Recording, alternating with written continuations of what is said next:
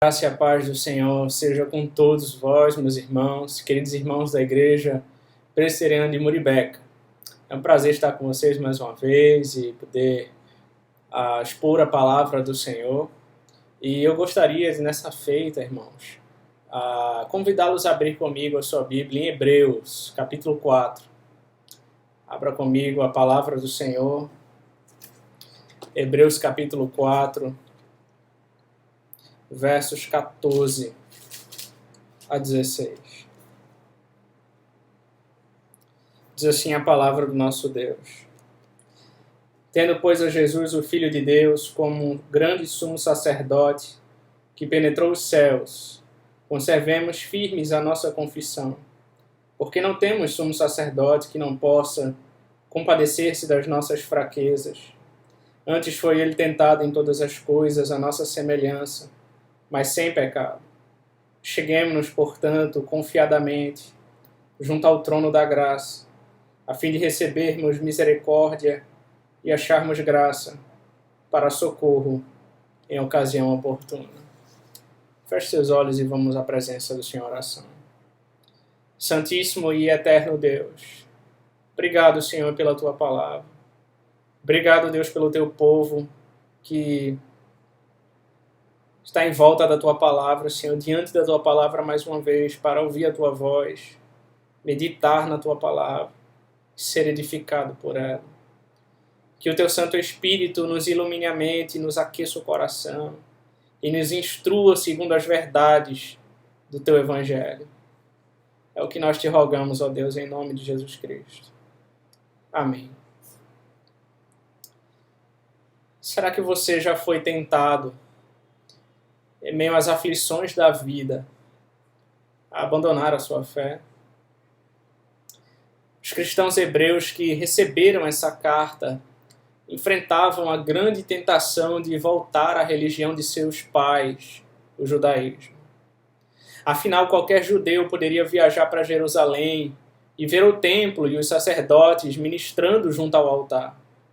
Era algo real, visível, concreto. Quando alguém sofre perseguições, como era o caso desses cristãos hebreus, é muito mais fácil viver de acordo com as aparências do que pela fé.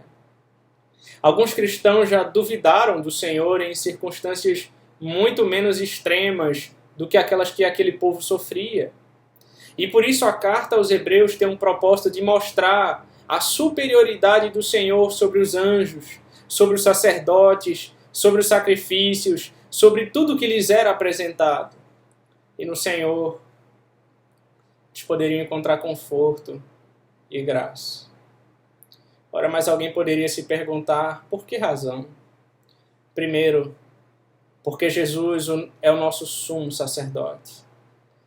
Veja o verso 14. Tendo, pois, a Jesus, o Filho de Deus, como grande sumo sacerdote que penetrou os céus, conservemos firmes a nossa confissão. Na palavra tendo, exterioriza-se, veja, toda a certeza do entendimento apostólico. Essa é uma característica genuína da fé viva. Filhos de Deus não somente estão no processo de tornar-se, eles também vivem no ter. Temos a redenção por intermédio do sangue de Cristo, Efésios 1:7. Temos paz com Deus, Romanos 5:1. Temos um advogado junto do Pai, 1 João 2:1. Temos um sumo sacerdote, aqui em Hebreus. O sumo sacerdote que nos é apresentado aqui tem algumas características singulares que eu gostaria de destacar com vocês hoje. Em primeiro lugar, o nosso sumo sacerdote é grande. No verso 14 diz, tendo, pois, a Jesus, o Filho de Deus, como grande sumo sacerdote. Aqui está um claro contraste entre o sacerdócio de Cristo e o sacerdócio de Arão. Jesus é grande tanto em relação à sua pessoa como à sua obra. Jesus é maior que os profetas. Jesus é maior que os anjos. Jesus é maior que Moisés. Jesus é maior que Josué. Jesus é maior que Arão. Jesus é grande porque ele realizou sua obra redentora na terra e agora exerce o seu ministério sacerdotal no céu. Mary Unger diz que Jesus é grande por causa de sua obra consumada, uma vez que penetrou os céus. É grande ainda porque é o Filho de Deus qualificado para representar o homem diante do trono de Deus, sendo compassivo com suas fraquezas. E finalmente ele é grande porque transformou o trono de Deus de justo julgamento contra os pecadores em trono da graça para os crentes. Concordo com Simon Kistemaker ao afirmar que o adjetivo grande indica que Jesus está acima dos pastores e sumos sacerdotes terrenos. Ele é o grande sumo sacerdote, não como aquele que entrava no lugar santíssimo uma vez por ano e aspergia o sangue para expiar primeiro os próprios pecados e depois os pecados das outras pessoas. Jesus, como grande sumo sacerdote, ele excede os sumos sacerdotes terrenos. Em Jesus o conceito acha plena concretização, pois ele não é apenas um entre muitos, como foram os sacerdotes levíticos, ou entre uma longa sucessão de sumos sacerdotes. Jesus é o fim e o cumprimento dessa sucessão. Em segundo lugar, o sumo sacerdote penetrou os céus. O verso 14 diz: tendo, pois, Jesus, o Filho de Deus, como grande sumo sacerdote, que penetrou os céus. O sumo sacerdote podia, uma vez por ano, penetrar além do véu e entrar no Santo dos Santos. Mas Jesus penetrou os céus e subiu à presença excelsa de Deus. O sumo sacerdote tinha de oferecer sacrifícios, primeiro por si mesmo e depois pelo povo. Esse sacrifício precisava ser repetido ano após ano, mas Jesus ofereceu um único sacrifício perfeito, completo e cabal. Ele consumou a nossa redenção e então foi exaltado por Deus sobremaneira, mais alto que os céus. Hebreus 7,26 diz. William Barclay diz que essa expressão penetrou os céus pode significar uma de duas coisas. No Novo Testamento advertimos diferentes usos do substantivo céu. Pode significar o firmamento estrelado, o céu dos anjos e o supremo céu, o céu da presença de Deus. Isso poderia significar que Jesus passou através de todos os céus que possam existir e está na própria presença de Deus. Poderia ser o que quis dizer Cristina Rossetti: os céus não podem contê-lo. Poderia significar que Jesus é tão maravilhoso e grande que até o próprio céu é muito pequeno para ele. Fritz Laubach diz que ele adentrou o mundo invisível de Deus a partir do nosso mundo terreno. Jesus atravessou não o véu, mas o céu. Esse espaço que está entre nós e Deus. Arão jamais poderia ter feito isso. Nenhum sumo sacerdote poderia fazer isso. Ao morrer e ressuscitar, Jesus subiu aos céus e rompeu a barreira entre nós e Deus. Em terceiro lugar, irmãos, o nosso sumo sacerdote é tanto homem como Deus. Ele é, o verso 14 diz, Jesus, o Filho de Deus. Sendo Deus, fez-se homem, por isso o chamamos de Jesus. Mas ao se fazer homem, ele não deixou de ser Deus, por isso o conhecemos como Filho de Deus. Ele é perfeitamente homem e perfeitamente Deus. As palavras de Stuart Olliott: ele é o eterno Filho de Deus e ainda carrega o nome humano de Jesus. Portanto, por ser homem, Jesus pode nos compreender e nos representar.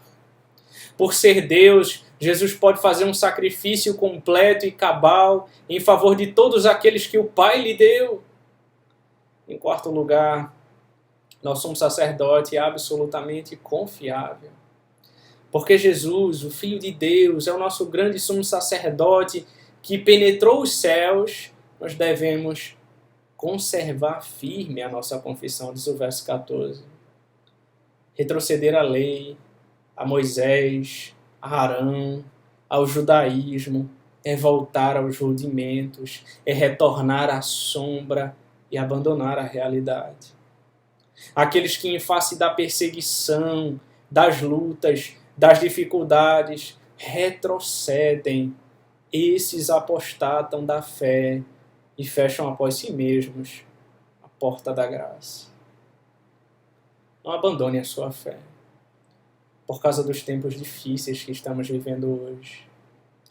Em vez de tropegar em nossa confissão, devemos mantê-la inabalável.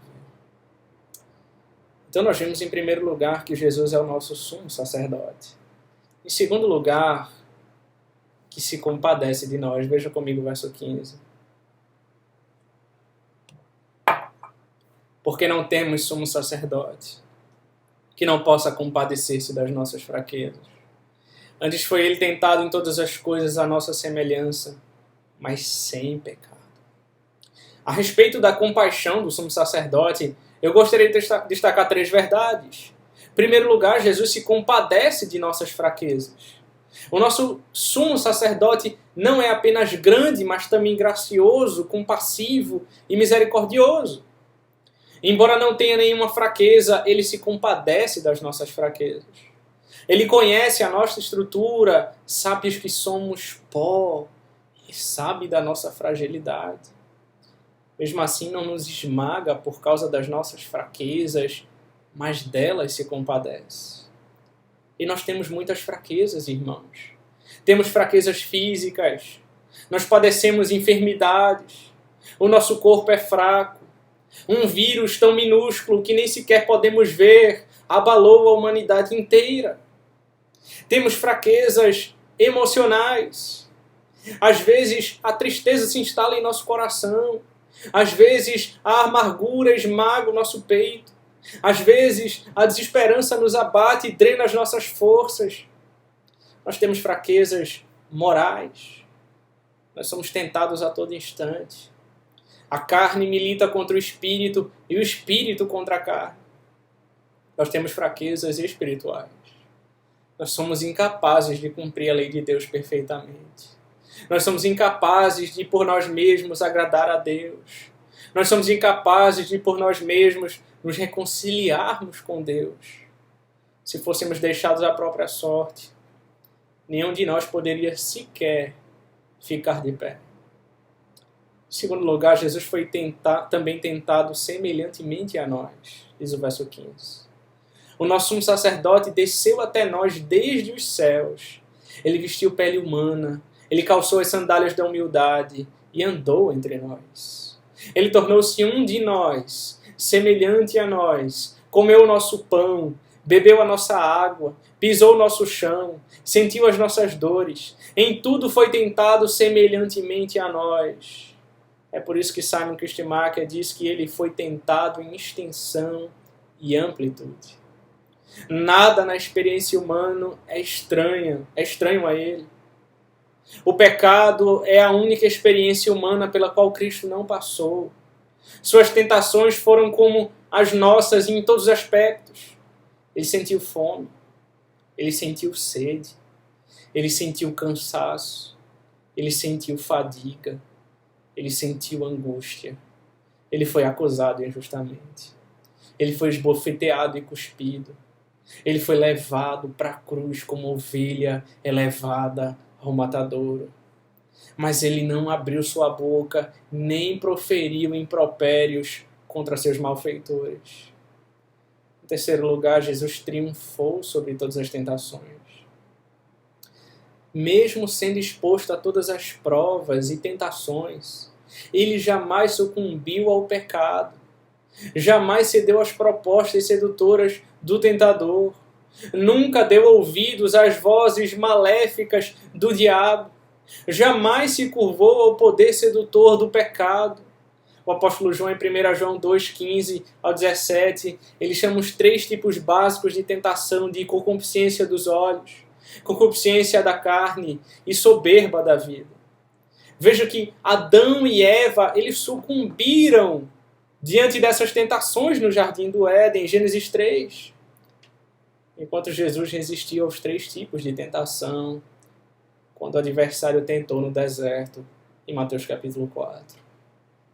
Donald Guthrie diz que a impecabilidade de Jesus é demonstrada para seu povo, não tanto como exemplo, quanto como inspiração. O nosso sumo sacerdote é altamente experiente nas provações da vida humana. Ele sabe o que é sofrer. João Calvino disse que Cristo levou sobre si nossas enfermidades e espontaneamente lutou, não só para obter-nos vitória contra elas, mas também para que nos sentíssemos seguros ao sermos tentados por elas, de que Ele está infalivelmente ao nosso lado. 1 Coríntios 10,13 diz que não vos sobreveio tentação que não fosse humana, mas Deus é fiel e não permitirá que sejais tentados além das vossas forças. Pelo contrário, juntamente com a tentação, vos proverá livramento, de sorte que a possais suportar. Ele se compadece. E Ele sempre nos provê um meio de escape para que possamos suportar. Quando você estiver pensando em desistir, Ele vai te pegar pela mão e te ajudar a levantar. Então, em primeiro, Jesus é o nosso sumo sacerdote. Segundo, que se compadece de nós. Em terceiro e último lugar, irmãos, Ele nos convida ao trono da graça.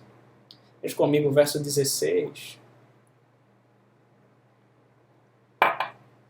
Acheguemo-nos, portanto, confiadamente junto ao trono da graça, a fim de recebermos misericórdia e acharmos graça para socorro em ocasião oportuna. Deixe-me destacar aqui algumas verdades. Em primeiro lugar, devemos nos aproximar de Deus com confiança. A palavra grega parresia, traduzida aqui por confiadamente, significa com ousadia, liberdade de expressão e ausência de medo. Nenhum temor deve ser encontrado em nós, pois o rosto do Pai nos é favorável. No tribunal de Deus não pesa mais nenhuma condenação sobre nós que estamos em Cristo. Nós fomos aceitos no amado. O véu foi rasgado. Agora temos livre acesso ao trono da graça. Calvino, falando sobre essa confiança, ele disse: a base de tal confiança consiste em que o trono de Deus não é caracterizado por uma majestade visível a assustar-nos, mas se acha adornado com um novo nome, a saber, graça. Se volvermos nossa mente só para a glória de Deus, o efeito que ela produzirá em nós não será outro senão nos encher de desespero. Tal é a sublimidade de seu trono. Portanto, com o fim de auxiliar-nos em nossa carência de confiança e com o fim de livrar nossa mente de todos os temores, o autor nos reveste com a graça e lhe dá um nome que nos enche de coragem por sua doçura.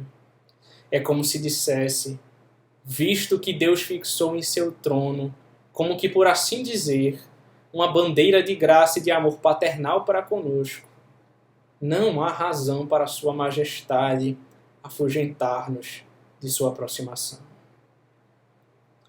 Interessante, irmãos, Walter Rennes diz que nos impérios do Oriente Médio, durante os tempos bíblicos, só uma pessoa tinha permissão de entrar na presença do rei sem ser convidado: o filho primogênito, o herdeiro do trono. A própria rainha não podia entrar na presença do rei sem convite. A própria rainha. Aqui, portanto, o texto sagrado está dizendo que temos os mesmos direitos do primogênito do rei e herdeiro do trono. O Rei dos Reis e Senhor dos Senhores estendeu-nos os mesmos privilégios de que seu filho desfruta.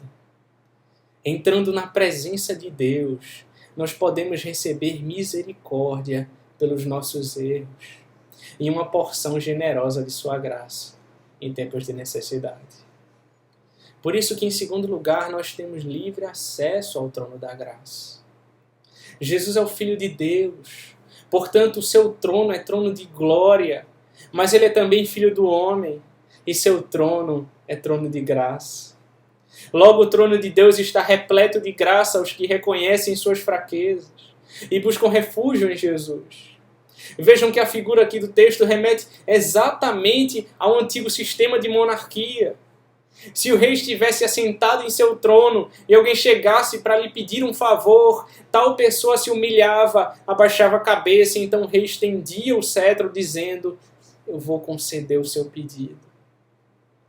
Deus está assentado no trono do universo e nós podemos nos aproximar dele confiadamente, pois sabemos que ele estenderá em nossa direção o cetro da graça. Ao lado dele está o herdeiro que intercederá em nosso favor, dizendo: esse me pertence. Pode atendê-lo, Pai. Pode estender o cetro da graça, porque eu morri por ele, eu sofri por ele, eu entendo e o conheço e sei o que ele está passando, Pai. Conceda-lhe a graça que ele está pedindo. Jesus é o nosso sumo sacerdote, irmãos, que se compadece de nós e nos convida ao trono da graça. Você que está vivendo momentos difíceis, hoje Jesus está te convidando. Venha, filho, ao trono da graça. As portas estão abertas para você. Venha a mim e você achará misericórdia e graça para socorro em ocasião oportuna. Feche os teus olhos e vamos orar. Senhor Deus amado, santíssimo, obrigado, Deus, pela tua palavra rica, poderosa, mais cortante do que qualquer espada de dois gumes, que penetra ao mais profundo do nosso coração, Deus, e nos convida hoje a adentrarmos a tua presença. Nos convida hoje ao trono da graça, a buscarmos socorro em Deus, a buscarmos a misericórdia de Deus, a buscarmos a graça de Deus. Ó Senhor, derrama da tua graça sobre nós, derrama da tua graça sobre a tua igreja, derrama da tua graça sobre essa pessoa que talvez esteja ouvindo essa mensagem e ainda não está em Cristo, e ainda não tem o Senhor como Senhor e Salvador da sua vida. Derrama da tua graça, Senhor. Estende o teu cetro de graça sobre ela, ó Pai. E transforma a sua vida. E que a graça e a paz de nosso Senhor Jesus Cristo, o amor de Deus, o nosso Pai, e as doces consolações do Espírito estejam convosco, desde agora e para todo sempre. É o que nós te pedimos em nome de Jesus. Amém. Que Deus te abençoe.